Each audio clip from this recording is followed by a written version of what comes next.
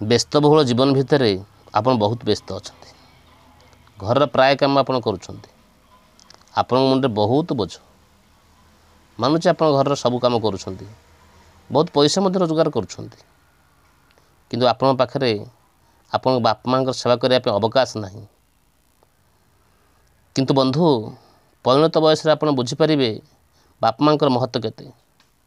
ସବୁବେଳେ ନହେଲେ ନାହିଁ, ଅନ୍ତତଃ ଖାଇବା ସମୟରେ ଥରେ ପଚାରନ୍ତୁ, ବାପା ଖାଇଲେଣି, ବୋଉ ଖାଇଲେଣି।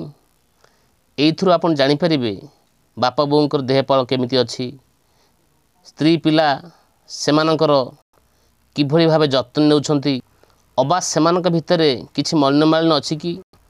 ଏହାଦ୍ୱାରା ତାହାର ସମାଧାନ ଆପଣ କରିପାରିବେ ଏବଂ ସେମାନଙ୍କ ଭିତରେ ଏକ ସୁଖୀ ଜୀବନର ବାର୍ତ୍ତାବହ ଆପଣ ହୋଇପାରିବେ। ତାହା ହିଁ ହେବ ବ୍ୟସ୍ତବହୁଳ ଜୀବନ ଭିତରେ ପିତାମାତାଙ୍କ ପାଇଁ ଅସଲ ସେବା।